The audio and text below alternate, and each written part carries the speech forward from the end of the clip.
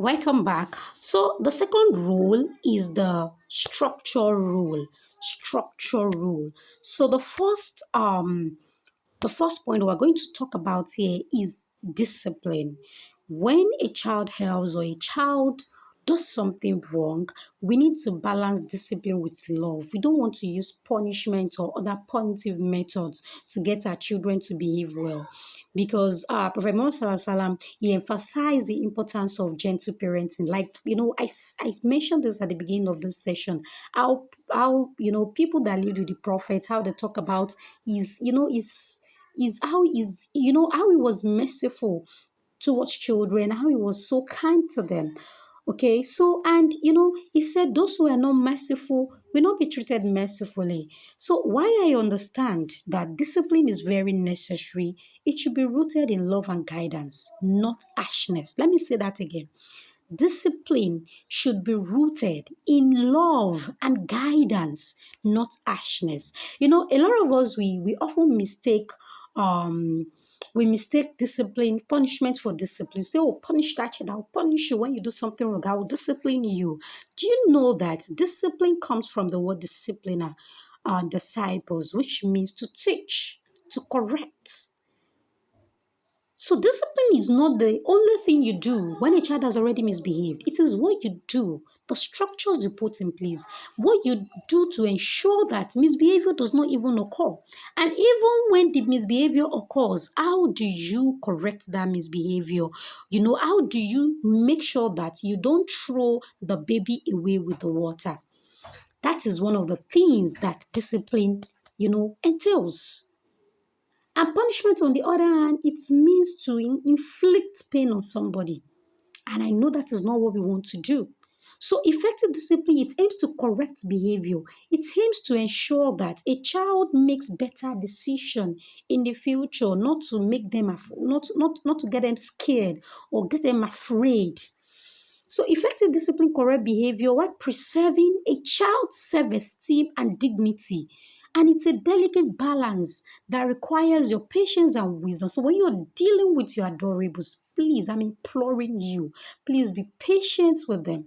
And do it with wisdom, do it with knowledge. If you need to take a course on positive discipline, please do. I am telling you today that there are better ways to discipline a child, to get the child to behave well without beating them, without hitting them all the time, without yelling at them. There are better ways, but unfortunately, I won't be able to talk about that in this session, maybe some other time. So I want you to remember that whenever try to correct a child, you're not just shaping their behavior, you are nurturing their heart. How do you want to nurture your heart? Your child's heart, rather. How do you want to do that? So you have to take note of that. Okay. Another thing you need to do in being a structure, another role you need to play in your structuring role is to set boundaries. Yes, that's one of the ways by which you can balance discipline with love. I don't know if I mentioned this, that discipline is not the only thing you do when a child already misbehaved. Discipline is what you do that ensures that a child doesn't misbehave, that ensures that misbehavior does not happen in the first place. And even though when it happens, you know how to tackle it. Okay, you know how to tackle it without throwing the baby away with the water. You know how to tackle it. And part of that is setting boundaries, setting rules. There should be rules and regulations that guide your house. When you do this, it's to guide them away from harmful influences and behaviors. We already tell your children in this house, we don't curse each other, we don't do this. So it will be a guiding light for them, and they will not do it. And when you set those rules, let them know the consequences so that when they err or when they do the opposite, they know the consequence, and it will prevent them from repeating the behavior again. Another thing you need to do is to provide a sense of security for your children. That's part of your structuring rule. Children thrive when they feel secure in their home environment, and it means not only physical safety but also emotional security. We as parents, we need to do this. We need to provide this for our children by offering them a stable and a loving home, by showing them affection. When was the last time you tell your child, I love you? When? If you have not been saying it, please start saying it today. Tell them, I love you. Give them a hug. Yes, they need your love. Let them feel loved. Learn what their love language is and speak it to them. Speak it to your child. If your child's love language is quality time, create time to spend time with them, telling them stories, reading books to them, telling stories of the Sahaba to them, or stories of the prophets, or stories from the Quran. If your child's love language is gifts, you can buy gifts for them. If your child's love language is words of affirmation, say affirming words to them. You're amazing. I love you. I'm so proud to have you as my daughter. I'm so proud to have you as my son. You're so smart. Say those affirming words to them. If your child's love language is physical touch, give them a hug often. In fact, even if your child's love language is something else, make sure you are combining all this. There are 5 love languages that every children, even adults, have: physical touch, words of affirmation, quality time. The fourth one is gift, and the fifth one is acts of service. Okay, make sure you are combining all these love languages. And the one when you are able to recognize that this is my child's love language, make sure that you're speaking the language to them so that they will feel loved. Okay, when your children are leaving home for school, when they are leaving home and they are going to school, make it an habit to give them a hug and tell them you love them. Okay, when they return from school, give them a hug. There is a way it lightens their mood. Please try to do this. Okay, that is part of providing a sense of security. Find time to spend, create time to spend quality time with your children. When you do this, they feel loved and it reduces misbehavior to the barest minimum. Okay, and be a source of support to them. Those are the things you need to do. Another thing you need to do in your under structuring rule is education. You need to provide them with a structured education that includes both religious and worldly knowledge. And mashallah, you're doing that already. You put them in an amazing school. Good, that's good. You're step by it. Make sure you're also working on them on the akhirah as well. Okay, empower them to navigate the complexities of this world.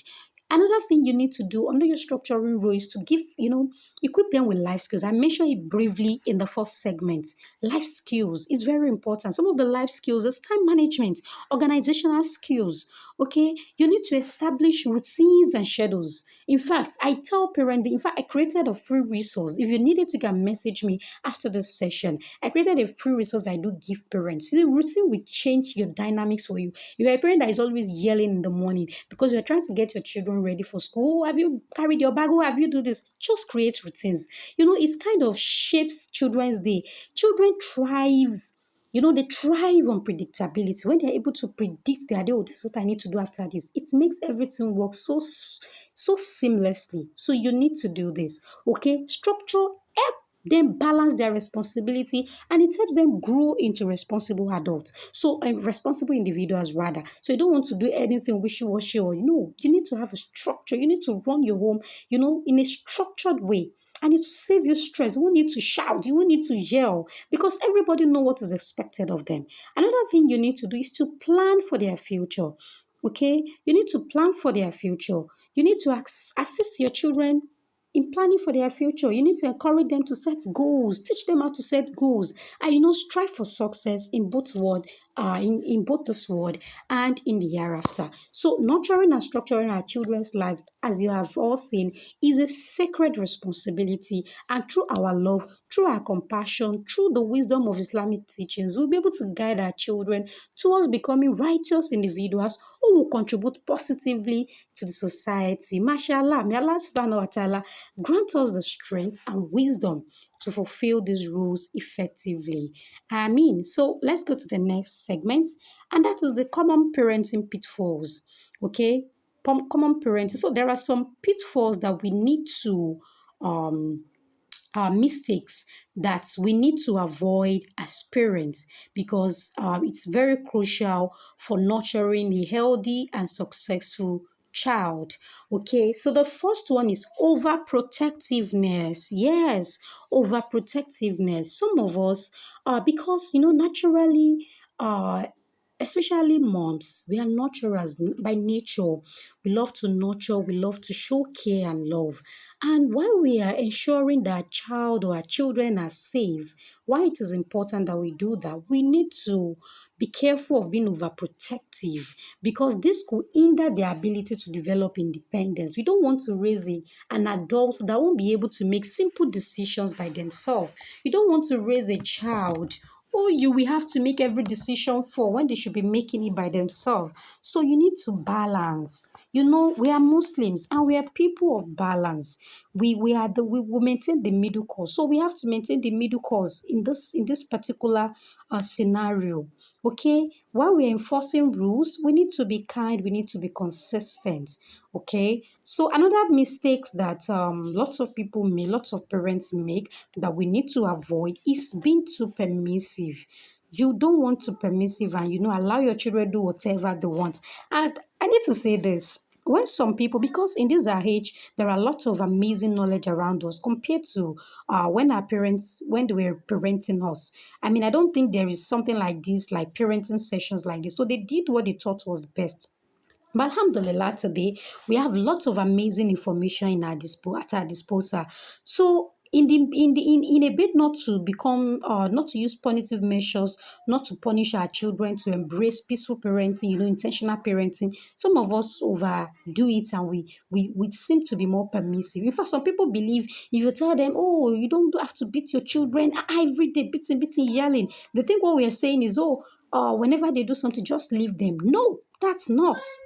You don't, permissiveness is totally bad. That is on the extreme. You don't want to be overtly permissive. You need to set boundaries. You need to let your children know that you are the boss, you are the driver. Okay? You're the captain of the ship. You need to make certain decisions for them. When you allow, you need to let them know. So there should be rules. Everything it should not, your house should not be a free for all where everybody can take decision. Children can go in and come in anytime. No rules, no boundary, nothing, no consequences. They do anything, nobody's saying anything. There is no consequence for doing this. No, that's not what I'm telling you. And you shouldn't do that, please. Even some people, they use cane a lot, but still they are permissive. No, that's wrong. You're doing a great disservice to your child. There should be boundaries, there should be rules. Okay? If you don't do this, it can lead to undisciplined and entitled children. Entitled children that will be so entitled, that will be so unruly, and we don't want that. So like I said again, balance is key. You have to enforce rules with kindness and with consistency. Another mistakes that most of us parents do, pitfall that we do fall into is comparing. Yes, comparing children. Oh, why is my child like this? Why can't you speak? Why can't you speak so eloquently like my friend's daughter? Oh, my child that is in busy KG2 cannot write 1 to 100, whereas your colleagues, your age mates, they are writing 1 to 500, 1 to 700. Oh, why are you so sluggish like this? Your sister is very sharp and smart. So please, amazing parent that is listening to me today, if you have been doing this, please, I'm begging you, stop it.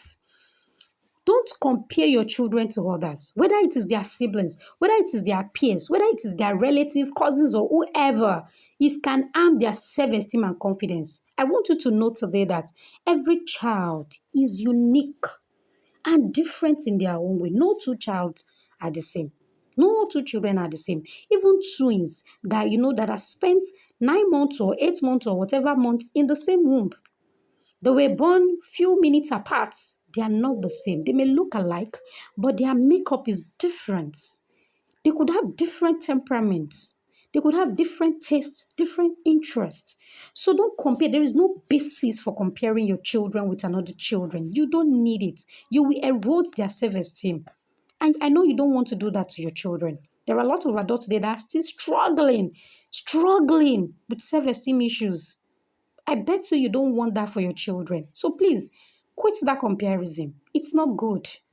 Every child is unique and they develop at their own pace. For the fact that this particular 4-year-old can read Cambridge, you don't need to compare your child. You just need to do what you need to do at the right time. You need to, get extra lesson for your child. If you need to, create time to teach your child. At the end of the day, your child too will be able to read.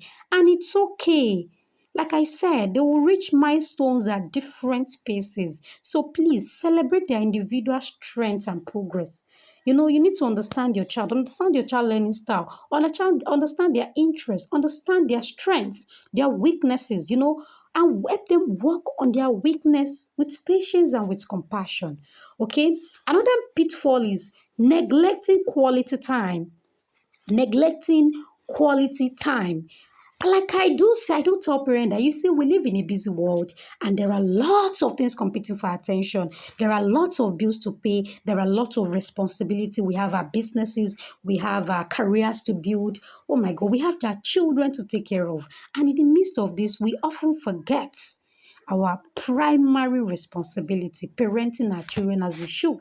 And part of parenting your children, if you remember, I mentioned it under your nurturing rule, is to show them love, is to connect with them, to spend quality time with them. So one of the pitfalls is we often neglect this. We only do the basics. We provide them shelter, we buy clothes for them, we provide food for them, and we forget to do this. And if you don't do this, you will see that your children will be misbehaving most of the time. Oh yes, they will.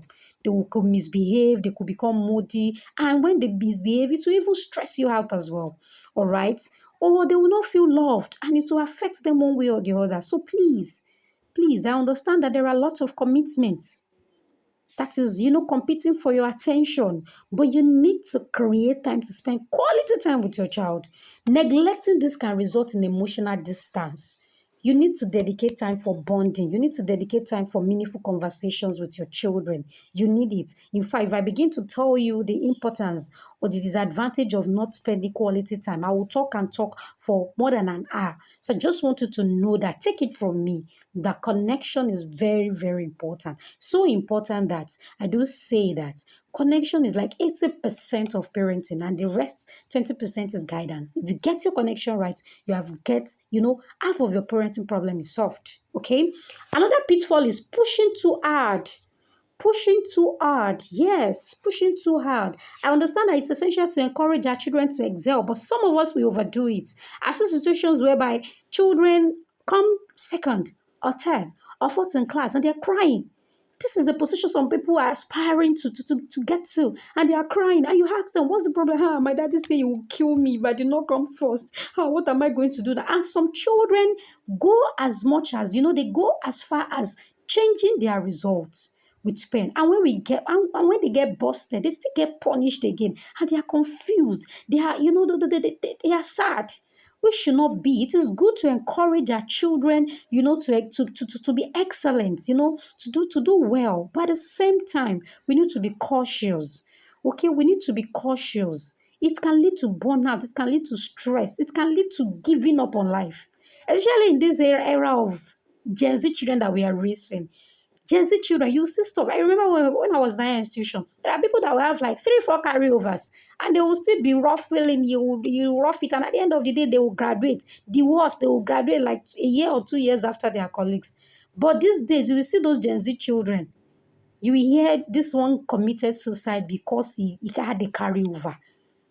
He had a carryover. It's because the emotional security is so low, no emotional stability. So please don't push your children too hard. We have read, if you are conversant with online spaces, you will read so many sad stories of children giving up because they think they cannot measure up to to their parents' expectations.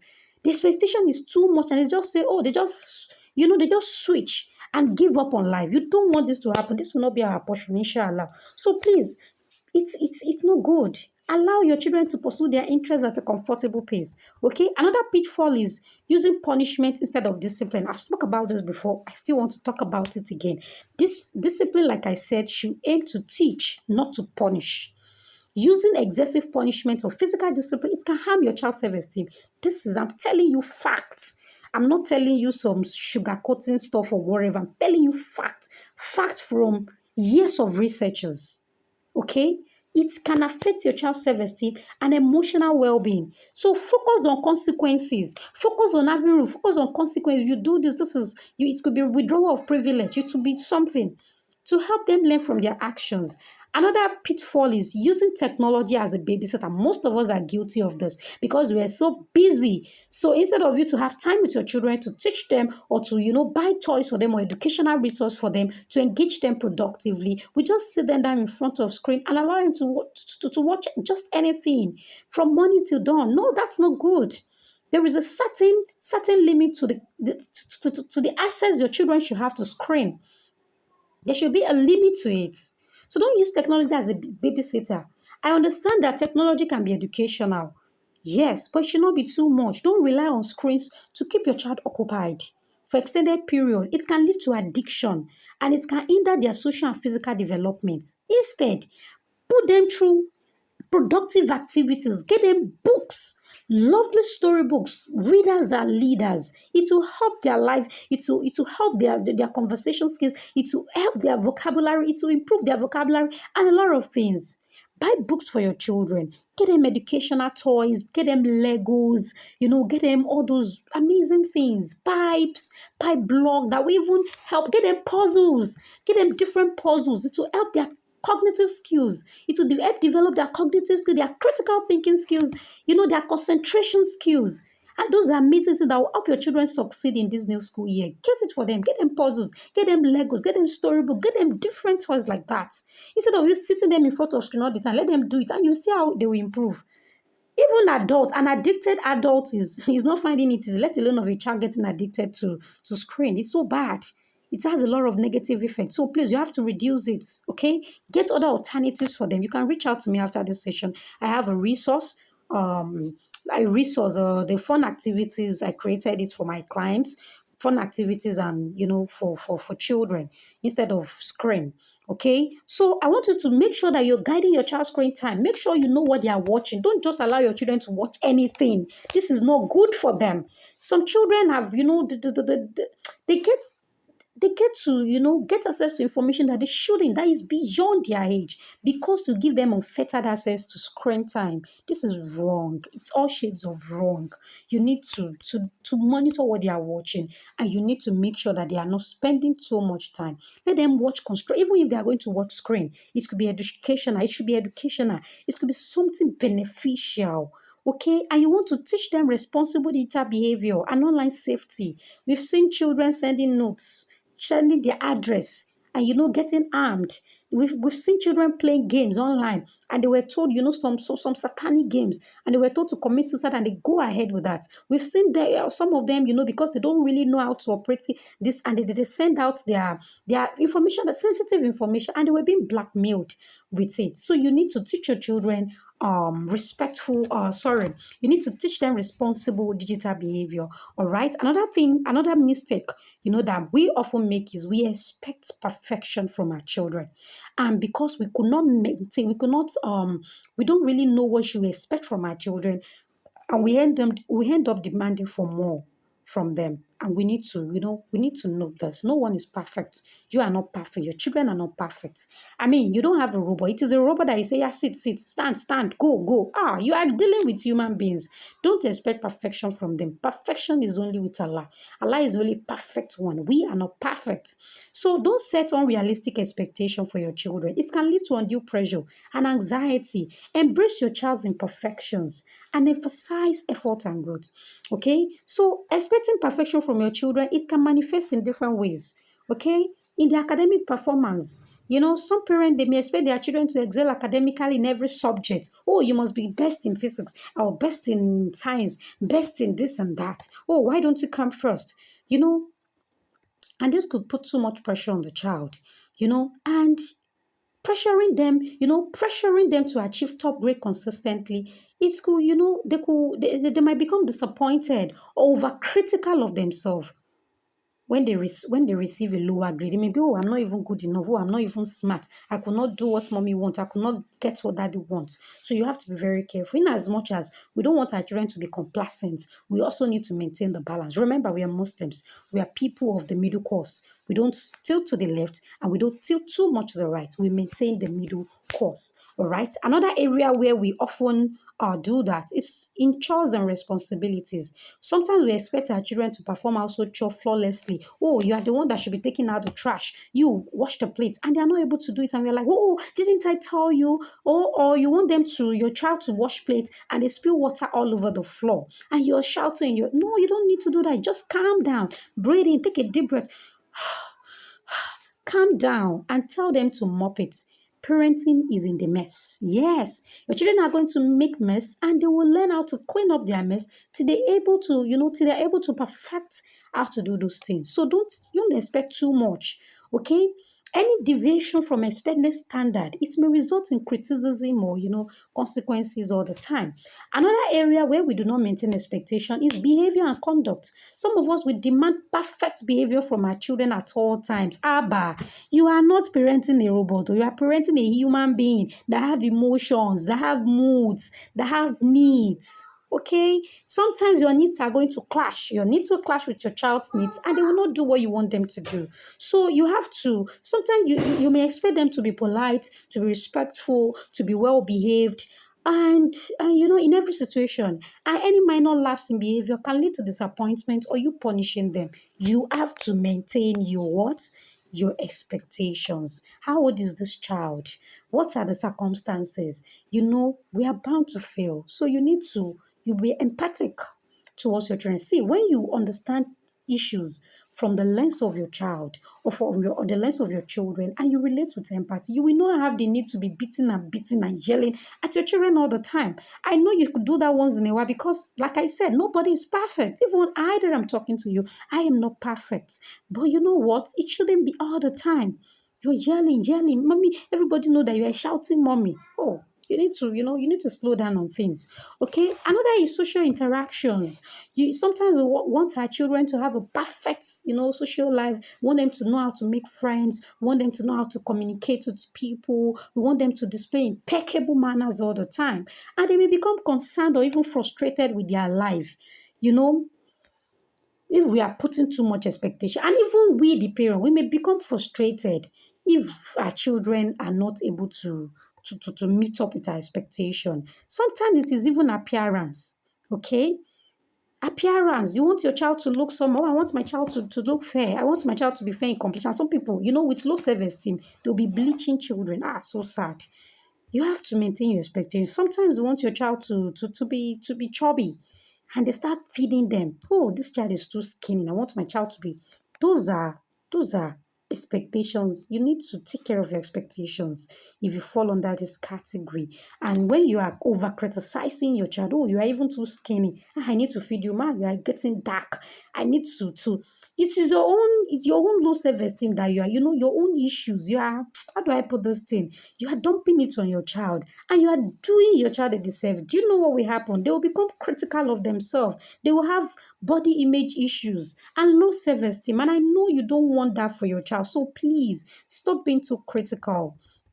Okay, sometimes it could be through hobbies and interests. You want your child to have interest or hobby in one particular activity. Maybe you, for your pastime, you like reading novels, and you want your child to have the same interest. Abba, your child is a separate human being. Let them live their own lives too. Okay, in as much as they are not hurting anybody. Another is decision making. Some of us we may not even allow our children to make mistakes or poor decisions because we're always intervening. We are always intervening in every choice that the child makes. We want to ensure that they always make the right choice. How will you be able to raise an independent child, if you are always doing this? No, you don't have to do that, please. So I want you to remember that your role is not just a duty; it's an honor and a means of earning Allah's pleasure. Okay, so may Allah ease our affairs and may our journey as parents may it be blessed. So let's go to the next segment. Oh, I love this. I love this. Helping your child succeed academically. Yes, we know this is a new session. How can you help your child succeed academically? How can you? So, as parents, we play an important role in shaping our children's life and their future. And it is not just about dropping them off at school. No, it's not about just paying their school fees. That's part of it, okay? That's part of it. If you're doing that, amazing. Barakallahu fikum, mashallah.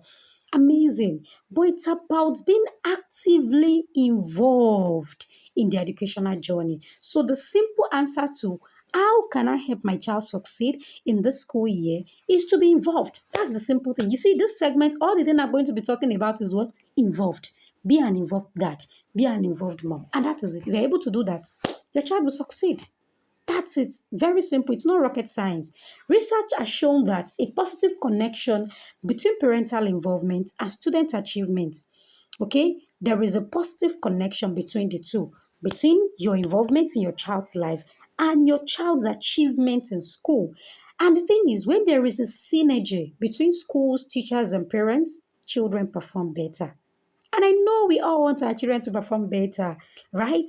So we need to do this. So, and when there is synergy, everyone wins. You, the parent, you win because you see your child is striving. The teachers, you make their work much easier, and the child is performing well. So it's a win-win. Yes, yes, yes. So where I know you'll be asking, okay, I need to be involved. How? Where do I start? So I want you to think about it like a garden to make, if you have a garden and you want the garden to thrive, what do you need to do? You need to water it, you need to nurture it, you need to remove weeds. That's the thing you need to do when it comes to your child's success. You need to sow seeds of involvement in certain areas of your child's life. So what are those areas? Number one, the academics. You need to have good relationship with your child's teacher. That's where it starts. Not only your child's teacher, the other members of staff as well. So get to know your child's teacher. Some of us, we don't even know our child's teacher. We don't know their number. We don't know anything about them. That's wrong. If you have been doing that, please stop. In fact, the first thing you should do on the day of resumption is to have a meeting with your child's teacher. Have a meeting as soon as school resumes. If you did not remember to do it, after listening to this session, do it. Go to your child's school on Monday. Go to the class. Go and meet them and have certain conversations with them. Okay? Offer information about your child. This is my child's learning style. My child is a kinesthetic learner. Oh, my child is a visual learner. Oh, my child is this. This is my child's temperament. This is how my child responds. This is my child's motivation. This is how my child is motivated. And the teacher will know how best to relate with your child and it will make their input effective. Okay? Do you need to do this? Or discuss strategies to help your child do his or her best in class. You want to also keep the line of communication open. Share your child's strengths. What are your child's strengths? Share it with the teacher, your child's weaknesses, so that when he exhibit that weakness, the teacher will know, she will know how, he or she will know how to walk around it and not punish the child or something. Okay? And any concerns that you may have, maybe your child is struggling with, maybe your child is still struggling to read, or your child is struggling with writing. Let the teacher know, my child can identify letters, he can identify all the shapes, colors, but he's still learning to write. So the teacher will know where to focus on in class. That's why you need to have this conversation. Collect their number. Yes. Give them call from time to time. Hello, ma. This is Hamat's mom. I just want to know how is my son doing? I hope he's doing well. I hope he's relating with his colleagues, with his classmates. I hope he's not, he's attentive in class. I hope he's not having any problem. Those are the things you need to do. Yes. Make it clear that day that you go there. Please go. Me, I will call you from time to time to inquire about my child's performance. And tell tell the teacher to contact you. If you have any problem or if any problem arises with your child, me, I do that often. I will call them. Hello, ma, this is so mom. I hope my son is doing well. I hope he's behaving well. All the areas of development, I will ask questions and they will let me, and I will know where to work on. You have to be proactive. Yes, you have to be proactive. Some of us, when parents, I told you, I'm a parents coach, I'm an educator, I'm a reading consultant. Some parents come to me and they want overnight solution. Oh, please, Bruce, my child is 10 years old and he cannot read. What can you do? How can you help me? My child is in GSS 2. And I don't want to be judgmental. In fact, I hate being judgmental. But the first thing that used to come to my mind is, really, where have you been all this while? Your child is expected to be able to read by the time they get to primary 1. So when your child is in nursery 2 and you see they are not reading, you don't know you're supposed to do something. When they get to primary 1, they are struggling. You couldn't do anything. They get to primary 2, you couldn't do anything. Primary 3, primary 4, primary 5, just says one, Abba. Where have you been? Please be proactive. Be a proactive parent. Don't be a reactive parent. Proactive parent, they do all the necessary things that they need to do before the things occur. And when the problems occur, they tackle it heads on before it expands and it becomes problem. The kind of intervention or resources that a child in primary one that is, finding difficult to read we need is not the same thing as the child eh, as that of the child in GSS2 or SS3. Even if you want me to teach your child to read, the money I will charge you will not be the same. That's it. That is it. So you have to, and it would have affected the child. Do you know what this kind of children go through when everybody can read and they cannot read? Sometimes they will laugh at them. It will affect their self-esteem. Please have regular conversations. Don't be a neglectful parent. That is the name. Don't be neglectful. Don't just sit down, look. This is your child's life we are talking about. And that's why I first took you through your role as a parent, your nurturing role as a parent. Your child's academic is very important. Their future, I told you about laying bricks. Those are the ways by which you can lay bricks. These are the ways by which you can lay bricks. Have conversations with the teacher. How is everything going? I hope my child is not lacking in any area. Is he struggling? Then you tackle it head on. Ask the teacher your child's assessments. When there are days for open day where you go there, you talk. I used to have list of, I have my children are still in school, so I have list of questions that I asked, and I'm going to read them out to you. I've put them down here in my notes. You need to know. You need to ask those questions. Some of us we don't even go for open days. I'm going to talk about that later. We don't go. We don't count it. We need to do better. We need to sit up, please. We need to sit up. Ask questions on academic performance. Is my child performing well in all the areas? Is he reading well? What about his mathematical skills? What about science? As the teacher, your child's assessment on open day based on academic performance, based on behavioral and social performance. For academics, are there any areas of concern? Ask. Are there any areas of concern? If there is, what would you recommend I do? What should I do? If my child is struggling, can you be teaching him extra? What do I need to get him puzzles or do I need to get him board games? When you get your children board games, like those games and like puzzles, it improves their mathematical skills. Do I need to do that? Do I need to create time to teach him more? Not that you have the problem has compounded. You are now running kitty kitty kata kata for solution. Don't do that. Be a proactive parent. Ask the teacher, how can I reinforce what is being taught in school? What skills will my child be expected to master this year? They will tell you. Ask about behavioral assessment. It's not only academics. Remember, I said this session is about raising a total child, a wholesome child, not just a child that will perform well academically and the other area is lacking. Ask about behavioral assessment. Does my child respond well when given instruction? Does my child listen well in class or is busy looking around? Does my child participate well in class activities? What about this? Does he normally concentrate on task? Or he doesn't. If your child is having issues with concentration, then you need to get him games that will help build his concentration skills. Does my child participate well in class activities? Does he have good classroom manners? You don't even need to work on manners. Get to know other people in your child's school as well. People who are there to help your child learn, grow, both socially and emotionally, and navigate the school environment. People like the cleaners, especially if your child is very young, those people that will clean for them. Get to know them too. Sometimes give them gifts. Give your child's teacher gifts. It's part of the recommendation of the prophet. When you give each other gift, the love, you foster love. Give your child's teacher gifts. The head of give them gifts. Give the cleaners gifts. Get to know them. Be solution oriented. If challenges arise, focus on finding solution rather than pointing fingers. Don't be like, why is my child not? That means you are not doing your job. That means you are not. No. Be solution oriented. Approach problems as opportunity to grow. Another thing you need to do to be involved to ensure that your child will succeed is to reinforce what they are learning at home.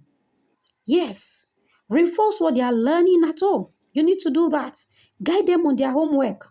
Set aside time to assist your child with their homework. Encourage them to ask questions and seek help when needed. And this not only reinforces their learning, but it also strengthens your bond with them. Provide a conducive study environment that is free of distractions for your child. Let your child know that homework is very important. Make sure that they turn in homework every day, because homework is an extension of schoolwork, and it is meant to test your child's learning ability, to test if the concept that was taught in school is well understood. So if your child is not doing their homework, how will the teacher know if they already understand the concept? So you need to take it serious. Another thing you need to do is to foster a love for learning. Children are naturally curious, so you want to encourage their inquisitiveness by providing access to diverse learning resources like books, like other learning resources, like extracurricular activities. Let's say your child is in preschool and they're learning numbers and colors and shapes. You could get them flashcards at home. You could get them some books that can help on the subject. You could download some videos that teach the concept and let your children watch it. Those are the things you can do to foster a love for learning for your children. You could have time where you read with them. Okay, reading together is a magical bonding experience. Pick books that interest your child and take turns reading it. Discuss the story, discuss the characters and lessons learned. This will help your children a lot.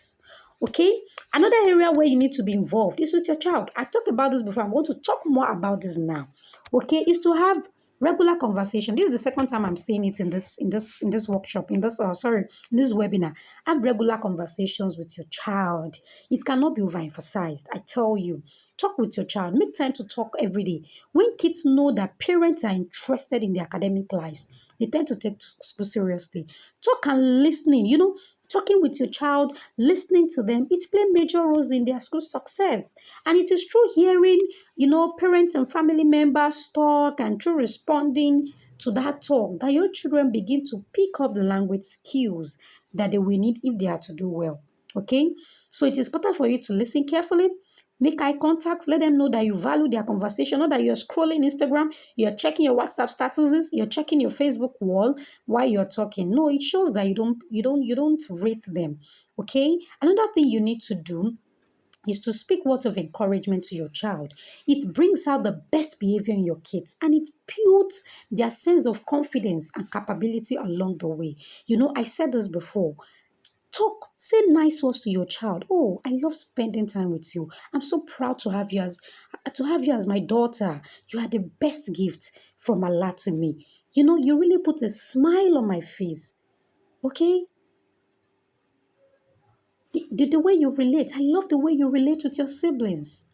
Also, let your children speak words of affirmation.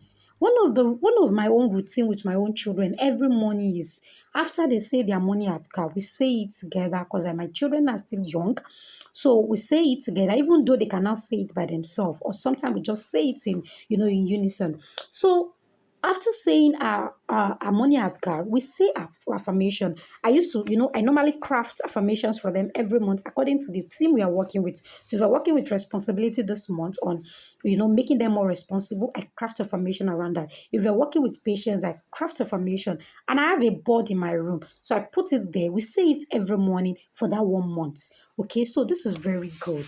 Let them speak affirming words every day. And even apart from our monthly themed affirmations. There are some affirmations that we say every day, like today is going to be an awesome day. I can do anything I set my mind to do. It will help your children have a growth mindset. Yes. Let them say it. I am confident. I am brave. I am friendly. I can remember new things. I am excited to learn something new. Imagine how it will affect their subconsciousness. Imagine what it will do to their psyche by the time they get to school. Okay. Another thing you need to do as an involved parent is to participate in school activities. Okay, participate in school activities. You need to be actively involved. Attend school events, please. Attend PTA meetings. Okay, attend conferences. Do anything they do, they invite you, please go there. These meetings, they are gold mines of information. They help you understand your child progress. They help you understand areas of improvement and strategies to support their learning. And this not only shows your child that you care, but it also gives you insight into their progress and their challenges. Get the school calendar. Get staff contact information, get test dates, upcoming events like school trip, open day, PTA meeting, and show up. Don't delegate this, please. When you do this, Children love it. They love it when their parents are involved in school. They feel valued. But when you don't show up, the message you are passing to your children is you are important, but something else is important than you. My work is more important than you are. My this is more important than you are. My shop, my business is more important than you are. And you know how this can affect your child. So please try as much as possible to attend this meeting. Okay. Another thing you can do, okay, to be actively involved in school activity is to join the board. Join that parent teacher association. They are fantastic platform for contributing to school decisions. You'll be part of the decision makers for the school. Things that affect your children, get into it. Get to be part of those PTA meeting. You'll be able to advocate for your children. Okay? Volunteer. Offer your time and skills to help organize events. Maybe they want to organize field trips and you have experience. You can volunteer to help them. Maybe they want to do workshops. You can volunteer. Okay, so your contributions can make a world of difference. You can also share your expertise. Okay, so let's say you have a special skill or you have something, you can consider hosting a workshop or presentation for your child's class or even the school or even for the teachers. You can share ideas to the school directors that will help the school. Okay, you can also support fundraisers. Maybe the school fundraisers for some essential things. You can contribute. You can get behind those initiatives and encourage others to do the same. Okay, so the last point we are going to talk about is setting your child ready for learning. I want you to pay attention. Yeah, I love this particular segment. Okay, so how can you set your child for learning every day before they leave for school? The first thing you want to do, make sure that you are feeding your children with foods, not just any food, healthy foods. Healthy foods, especially breakfast. Kids who eat breakfast, they have more energy and do better in school. I'm not the one saying it's according to research. So give your children foods that are rich in whole grains, food that are rich in fiber and protein for breakfast because they can help boost your child's attention span, their concentration and memory. Do you know that sometimes the food you feed your child, it can affect their behavior? If you're feeding your children with much sugar, they will be hyperactive. Ara wọn ò ní balẹ̀. It could affect them. So make sure you are giving them a balanced diet. And it will help their memory as well. It will help their brain. Okay, their brain development. So whenever you're preparing your meal plan or you're shopping for food, make sure you put this into consideration. Another thing you want to do to set your child ready for learning is to ensure that they get the right amount of sleep. You may think, how does this affect? I tell you, this is very important. It's very important.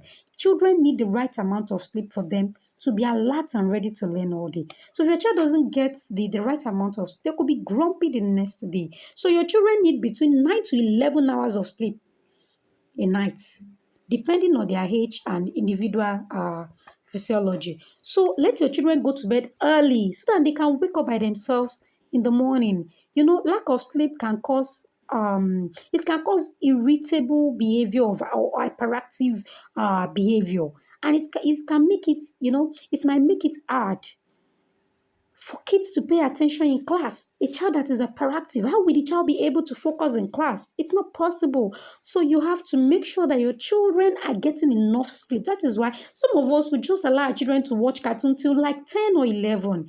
Have a routine. Okay, have a bedtime routine. By 8:30, everybody should be in bed so that they will get the required amount of sleep. And the next morning, they'll wake up, very alert. They won't be grumpy and all. Another thing you need to do to set your children ready for learning every day is to make sure you remove the money havoc. Many of us mothers here, especially mothers, we can relate. It used to be me until I did the right thing. My money used to be chaotic. I'm shouting, oh, will you carry your bag? Have you put your book in your bag? Have you had your bait? Have you do this? I was always shouting. I sat myself down like, really, you need to stop this. Okay, so I had to create a routine. Okay, and I put in some structure to ensure that I don't need to yell, and I never have the need to yell. And my children are always getting ready very early by 7. They are ready for school. Okay, so a child shouldn't go to school upset. But when you're always yelling at your children, they will go to school upset. You're not preparing them for learning. you're shouting, are you stupid idiot? Nonsense. Kiniko, kiniko. Oh, that's not a good way to prepare your child for learning. That's not a good way. Okay. So the early morning rush, it causes you to reprimand your child. You're yelling at them, you're shouting at your child for the littlest of things. So when you reprimand a child from home to school, how do you want the child to learn when they get to school? How? So the solution is to remove this money havoc. Put the structure in place. When kids know what is expected of them, it is easier to comply. Put a routine in place. I told you I have a resource. You can message me after this session and I'll give you free of charge. No money attached. Have morning routines, after school routine, nighttime routine. Okay, that's that about that. And teach your children how to manage their time and how to be organized. How to manage their time and how to be organized. When you empower your child with these skills, it will serve as a valuable tool for academic success and life beyond school. They will be able to stay focused when they are organized instead of them spending time on frivolities. And with this, we have come to the end of this webinar. So it is Q&A session. If you have any question, you have any contribution, put it in the comment section and I'm going to answer you right away in the comment section as well. So I will be expecting your questions and I will be answering you. And tell me, what are you taking away from this session? Tell me, has this been beneficial to you? What are you taking away? What are you going to start implementing from today? Leave a thought in the comment section. All right. So I hope with all the tips shared, I hope that with all the tips shared, you now feel confidence. You feel confidence. The confidence that, oh, I have what it takes to help my child succeed this new session. I want you to remember that you are your child's first and most influential teacher. Your involvement and your support can make a world of difference in their educational journey. I want you to let's work together to nurture their growth and their development. Okay? So I want to express my deepest gratitude for your commitment to your children's well-being and education. Thank you so much for taking the time to attend this session. Thank you so much for commenting. Thank you so much for utilizing all you have learned. Yes, yes, yes. I'm talking the past tense because I know you are going to utilize what you learn. Okay, and I'm also imploring you, please try as much as possible to utilize what you've just learned. It could be just one thing, it could be two things, it could be three things, whatever it is, make sure that you implement it and you will see the difference in your child. All right, so thank you so much for joining me. Thank you so much for being here. Thank you so much, the management and the staff of Greenbridge Integrated School. I appreciate you so much. So please, as we move forward in this new school year, I encourage you, please, I'm saying it again, apply the knowledge and insight you gain from this webinar. Be present, communicate with your children, create a nurturing environment where your child can thrive. And, I want you to remember that the journey of parenthood and education is an ongoing one. Okay, so continue to learn and continue to seek for support on your journey. Thank you once again for being a part of this webinar. And here is to a successful and enriching school year for your children. Thank you. Assalamu alaikum wa rahmatullahi wa barakatuh.